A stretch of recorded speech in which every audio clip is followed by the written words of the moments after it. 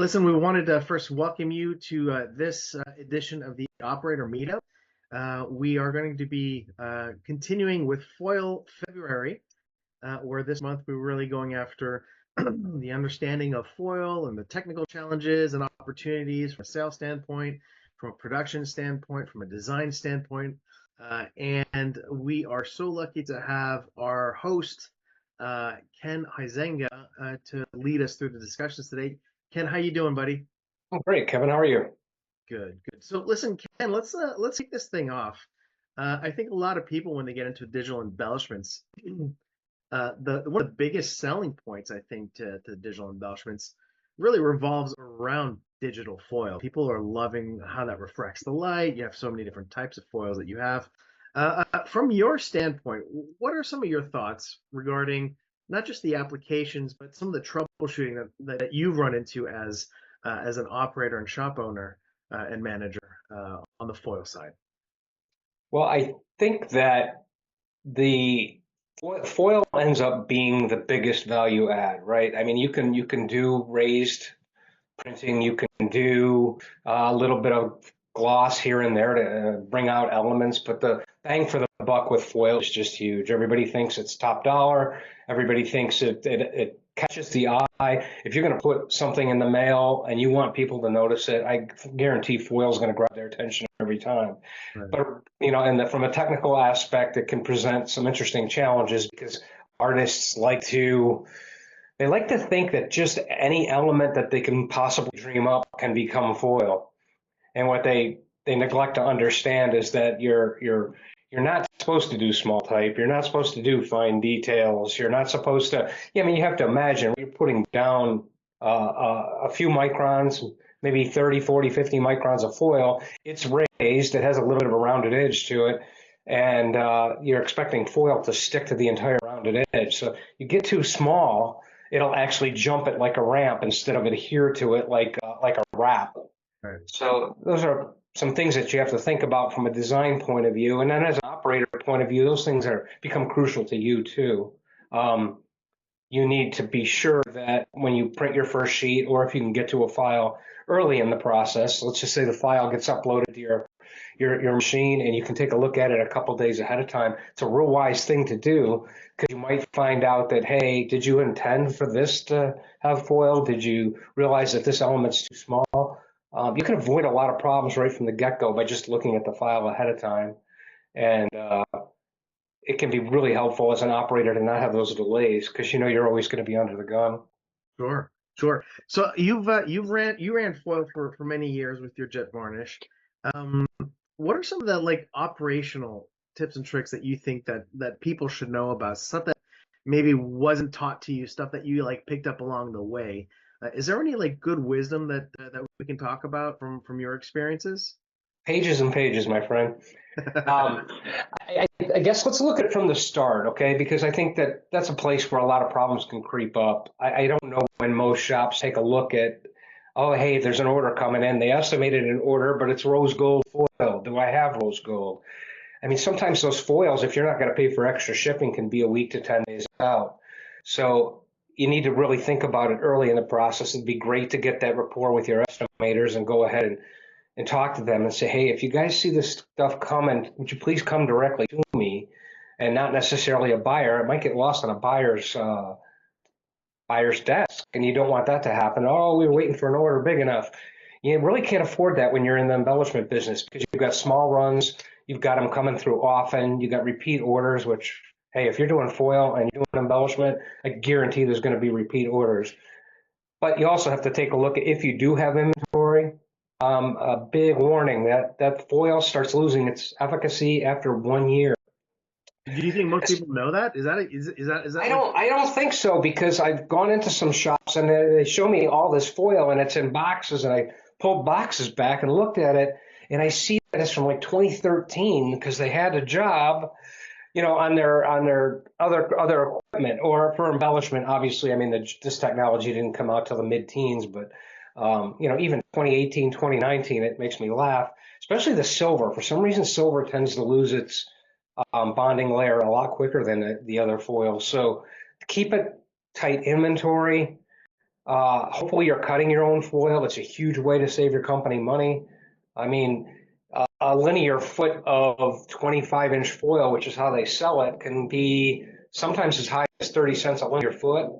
So you want to be cutting that stuff down if you can. You might just have an element on the right side of your sheet, and you can cut that roll down to as little as 4 inches. I've had people go 3 and 2, but it prevents some interesting production problems. So you can cut that in 4-inch pieces, and you can be down to pennies on what it actually costs to put foil down. So how do you cut foil? How did you cut foil? Did you have is there special foil cutters that are sold out there, or is there a There's a lot of different ones available, but you don't really need to go fancy. I think for right around $1,000 with inflation, maybe a bit more nowadays. But they have something that has a middle roll that can hold a whole roll of foil, and you can actually pull down on what like a pizza cutter. It's a big 6-inch round blade that can be resharpened, and you can pull that down into the foil and cut off the perfect length that you need for the job, which saves an awful lot of money. One warning though, often to get the most on a roll, the foil companies wind it super, super tight. When you do that and you try and pull a foil cutter through it, it's kind of like trying to cut a 1/8-inch thick board with a X-Acto knife. It takes a lot of heat, it takes a lot of effort, a lot of friction, and you'll start melting the edges of the foil. does So that work on the sheet? if you can ask your foil company to put a medium wind on it, it leaves a little bit more air in between the layers, and literally the weight of the blade Huh. will cut through the roll and leave you with a pristine edge that ends up in the production side to be very advantageous. Because I remember we had like a little foil cutter too for demo purposes, and I always remember like that was one of the things we had to be very careful of is the edge that we were cutting. Like that side was never necessarily going to be as good as the uncut edge, if you will, the out of the box edge. And that might have Yeah, been because I didn't know how to cut foil and I was just giving it my best shot. But I don't know if you ran into the same issues too. yeah, medium or light wine from your foil company makes all the difference in the world. And if you, for those of you that don't know, if you do melt the edge like that, it's important in the foil units in particular that it's kind of almost like a roll of toilet paper, right? You want it to come off even, you want it to come off easy, you don't want to put a lot of effort into it. And if you're sticking on one side, you're going to end up cocking that foil on every pull, and you're going to end up with wrinkles that are just going to destroy your day and your production. So then you're taking your roll back over to your cutter and you're trying to cut again, but let me put a little less pressure on it. Maybe it won't do it. And if it's wound tight, there's not a whole lot you can do. So So you're get saying the tight wind, if I'm getting it's this the it's the wind when they manufacture the foil onto its cardboard roll. If they keep a lot of tension on it, it'll end up being what ends up being a plastic transfer layer brick, right. basically. I So you're wasn't even melting plastic. I've been in this business for a long time. I wasn't even aware you can actually ask foil manufacturers to play with how hard or how strong they wind those rolls. That's a new one for me. I got very, very fortunate. Crown is obviously a very well-known Yeah. company in the foil industry. And when I said, "What's up with your foil? Why is it I have such a problem cutting your foil?" And they're like, "Well, what wine did you ask for?" I'm like, "Huh? What do you mean, what wine?" So thankfully, they shared that information with me, and it's carried through because it was such a pain. It was such a pain. Here I am telling the owner, "We can save money. We can cut the foil," and then I end up with all these problems. He's like, "What are you struggling with?" And it's like, well, I told them that we could save money, and here I am struggling with labor, and that's, of course, most expensive element of production. So, So uh, okay, so to go back, the strong wind width, if it's too tight, it's going to be a problem to cut. But secondarily, you said also if it's wound too tight, that can cause wrinkling issues in the foil unit, correct? Or did I? only because you'll melt the end. Ah, got it, got it, got it, got The tight wine, you'll melt the end, and you'll have one end coming off great, and you'll have one end sticking, which when you're tracking foil, that sticky end is going to put a caulk on it every time, and you're going to get a cross wrinkle through every sheet when the foil stamping roller comes down. Very good. And guys, if there's anybody on the call here who has experience who wants to jump in and kind of talk about this, I please feel free to just absolutely hop into the conversation. But another question for you on the foil is, I feel like some of the main issues sometimes around foil is making sure that it's set up correctly. and really preventing wrinkles. I think is probably one of the big things that operators need to learn how to do. What are some of the best practices you figured out to prevent wrinkling in the foil? Well, there's leather tension straps that hang down from the top of the machine, and you can obviously lay those across the roll to put a little bit of tension on it. I think there's a couple of really big problems with wrinkling, and one is definitely heat, because you have to remember you've got a metallic foil on top of a plastic base layer that's adhering to the varnish. And if you overheat your roller that's stamping, and I'm talking like I think it'll go up to 180 degrees Celsius. If you want to destroy your foil and cause wrinkles, go all the way up. It'll destroy everything. I noticed that, when I started in 2016, the correct temperature was right around 150 to 160 degrees. But luckily with technology, and this includes KM foil, it includes K laser foil, those companies have figured out a way to get it down to where you can apply it with heat around 100 degrees Celsius. That is huge because your base layer stays stable. So the lowest amount of heat you can use is going to be the best for production, and getting the right tension is going to be the best. So you'll have to play with that, right? Some are going to unwind easy. They'll unwind so fast that it'll actually dump extra foil every time you pull. So it's important to keep some tension on it. But the other really important matter is to keep the pressure correct. Right. And there's ways on both styles of foil units to drop that foil roller and check its pressure.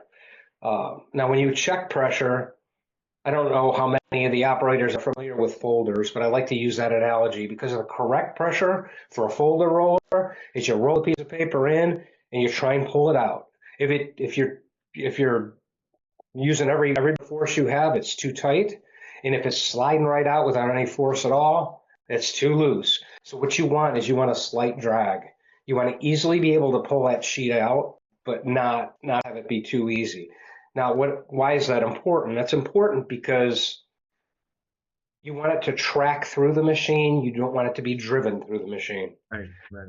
So that pressure is really important. The other thing that I think people forget when it comes to foil is to go ahead and check that roller pressure when the roller is at operating temperature. If you come in first thing in the morning when the machine's cold, to check it, and then that roller expands because you get it up to 150 degrees Celsius, the pressure is going to be completely different. Yeah, that's a good point. One of the crazy things too is I remember we had just installed a new machine at a customer site, and he said, half the time the machine was running great on the foil, the other half they weren't getting good foil adhesion. So we're looking at the varnish, we're looking at the types of foils, we're looking at the papers. You know what it ended up being was that the indigos were hooked up to the same compressor line, air line, as that JETvarnish, and when the indigos were running, the air was getting dramatically siphoned to the indigos, and we were getting like a half or a quarter of the pressure that we needed. So that was one of the things too that we had really quickly figured out is like, wow, we really need to make sure that there's a consistent flow of air pressure to that foil stamping roller, or else it's not going to give you. That's a great point, Kevin. I think that's probably why the newer versions of the Curio Shine kind of have an electric system now instead of a pneumatic system. But for those of you that have a pneumatic system, house air can be a real pain. It can be a pain all the way throughout your shop. And if you don't think, oh, we got 255-gallon storage tanks, it shouldn't be a problem for us. I guarantee you, we had just a side story. We had a binding machine similar to a Mueller that was blowing air on sheets, and if they stopped because of a jam up and they stopped while the venting system was open and all the blowers were on, you could drain a 55-gallon tank of air in about 35 seconds. So something you're not even thinking about. That's a great point, Kevin. I can't believe it. That brings back nightmares for me. Oh yeah. It's air is a tricky thing. But I think it's just like any other printing machine. You just don't overpressure things. You don't over tighten things. It's a tracking system, and it's so important that foil just flow from end to end, and a sheet of paper is just a slight inconvenience for the foil roll. So if you can actually go to your end, the take up roll, and give that a spin, and you can crank it a couple of times, and you can see how it's going to track. Right. You also are able to center that foil roll. So you want to make sure that that is in line with the take-up reel on the other side. You don't want your foil over here and your tracking wheel over here. And then another really important point that I learned over time is people like to start a fresh run with a fresh cardboard take-up tube to go ahead and pull up your scrap foil. I recommend after a run, go ahead and pull all that waste off, but leave The cardboard? about 100 winds on there. Leave a half an inch of really? foil. It gives the roller a little bit of weight, and then it makes it more responsive when it forwards the waste. It keeps a little bit of tension on it. Instead of that cardboard tube just spinning when it tries to take up the waste, it's got a little bit of weight and a little bit of momentum, and boy, that can make all the difference in the world on wrinkles. Wow, what a smart tip. I had never thought of that. Marco, Devon, if you guys have other tips or tricks or that you want to share, please don't hesitate to share with the group. Yeah, for now I'm totally agree with Kevin. Everything what he said, You mean and Ken? also with Ken, not with Kevin. Sorry. And also the 3DS, the newer iFoil S had electric jacks, not the pneumatic jacks like your probably Ken have the first version. What I wanted to say, yeah, as you said, the pressure is one of the biggest thing to think about it, and also, as you said, the tension. And for me, sometimes depending on the producer of the foil, the speed of the foiling process, because of the transfer of the temperature from the heating roller could be faster or slower, and for some foils you cannot go over 130 degrees, because then if you have transfer of all the heat, you have the waves on a metallic surface after the foiling. So it's quality issue. It's not so much a technical issue, but it's quality issue. On some of them you can go even to 150 degrees without the problem. So you need to fine tune your production depending on the pressure, depending on the speed of iFoil, and on the tension. Yeah, Marco, that's great advice. I neglected to mention some of the things that we can do to improve adhesion, to cut down on wrinkles. Speed is obviously, as Marco said, very important. I know in production you want to sometimes leave a 100 millimeter gap and increase production and get more sheets through, but often on difficult foils, especially foils like cracked ice or pearl or some of the fancier ones, just slowing the speed down on the iFoil. Obviously, you need to make sure the printing part of the machine is feeding them out too fast. But watch your gap and go ahead and slow it down, because if you give that foil just an extra millisecond or two to stick, that'll make all the difference. And also, we didn't talk much about the second set of curing lamps. The actual, you have your pinning lamps and you have your setting lamps for the UV. I found it helpful on some foils to go ahead and take those off of 100% and put them at 50 or 60%. It makes the varnish just a tiny bit more tacky, and sometimes the adhesion improves a great deal. Some foils don't like it. I wish I could sit here and say, do it with this and not with this, but just remember, as an operator, you've got a lot of parameters you can change to try and improve things. So your setting lamp can be changed in intensity, your speed can be changed, and your pressure can be changed. Yeah, I just want to mention that the second lamp, also on the big machines, you have the infrared lamp, infrared heater, so you can play with this. I had an issue with a customer in the UK that for one foil, for the gloss silver foil, we found that on a second lamp on the Evo machine, we needed to go as low as 60% on the UV second lamp. And for the matte, for the same producer, but for the matte foil, there was completely different setup for the foiling. No The same kidding. foil.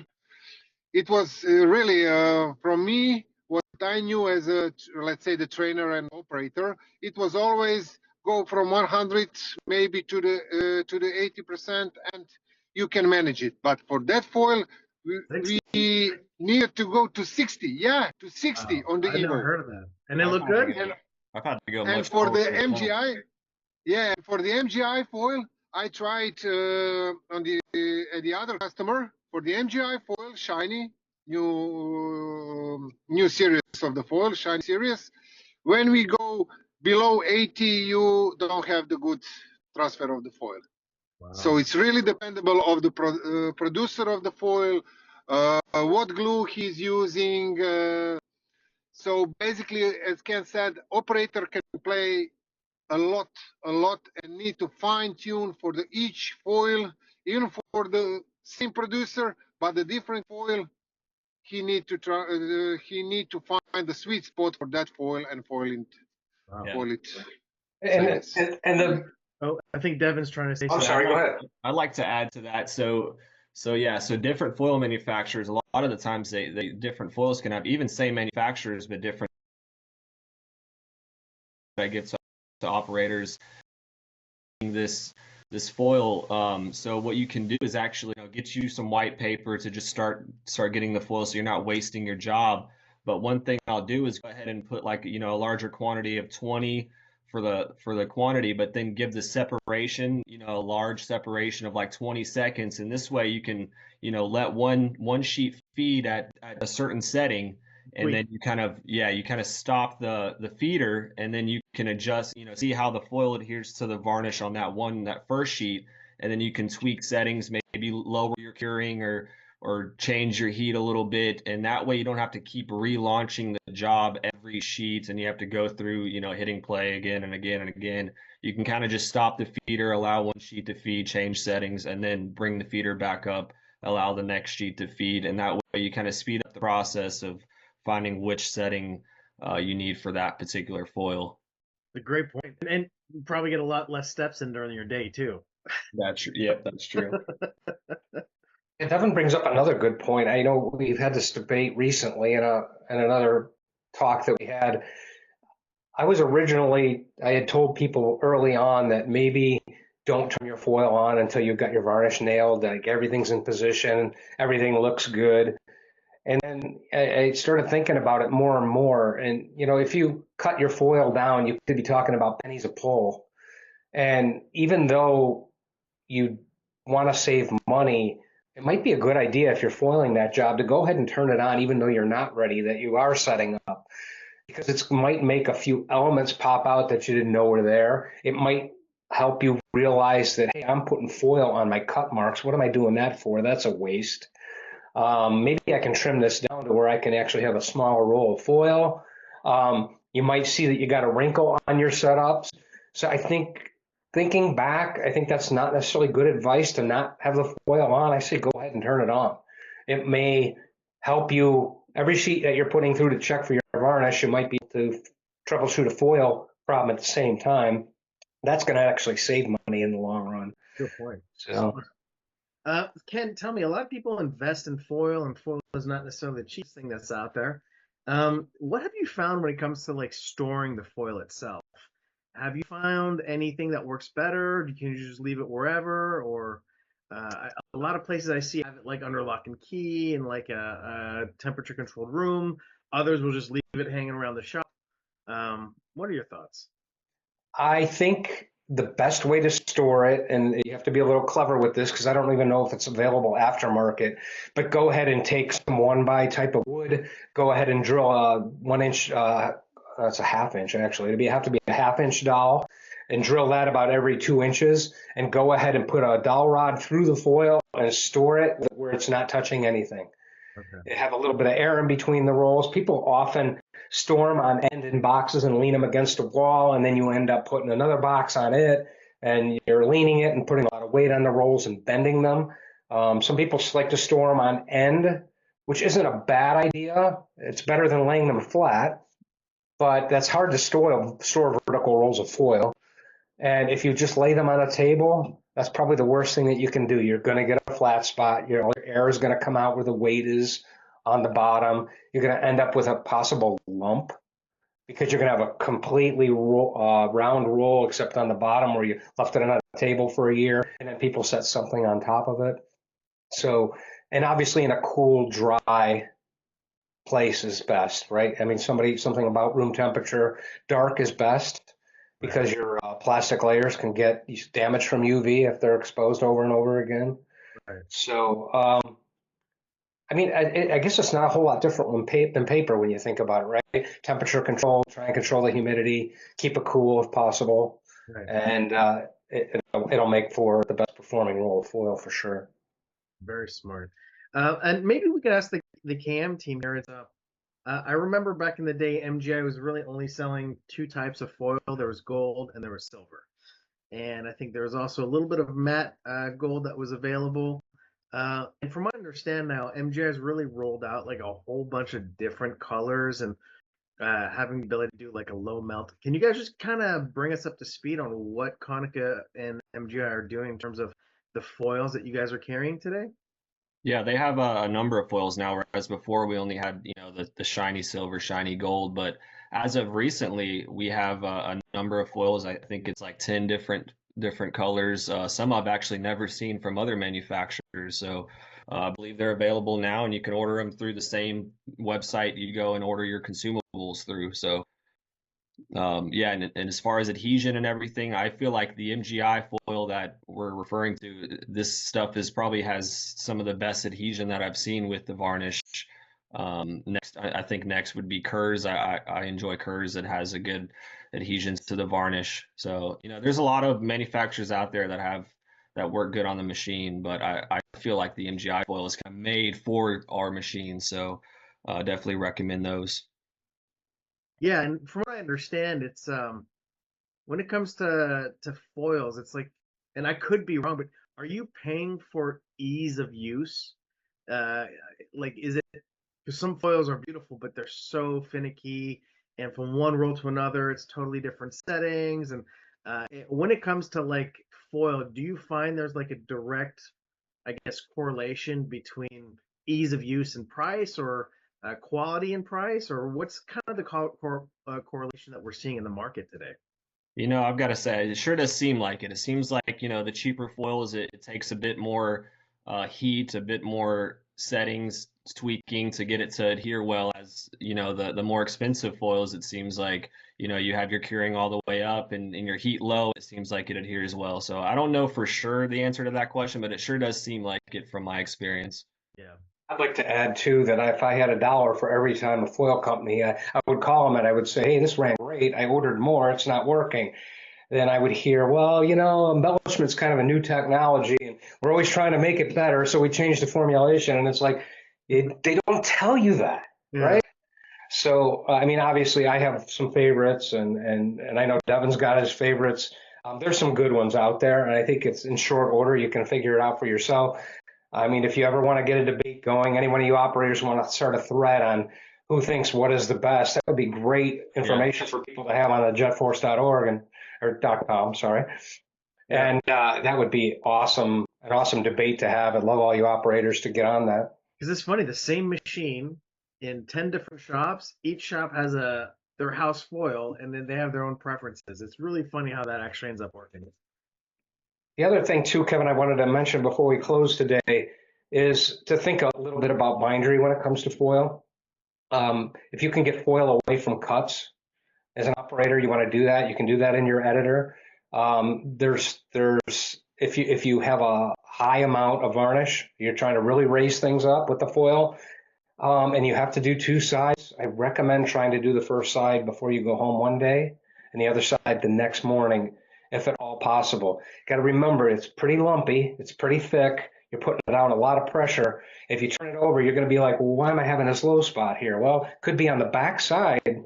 You've got such a high spot that it's creating a void shortly off of that high spot. So if you're going to do two-sided foil, I mean, think about it. Who does that, right? It's usually on a package or for postcards nowadays, people want to do both sides. So if you can schedule it that way, I recommend it.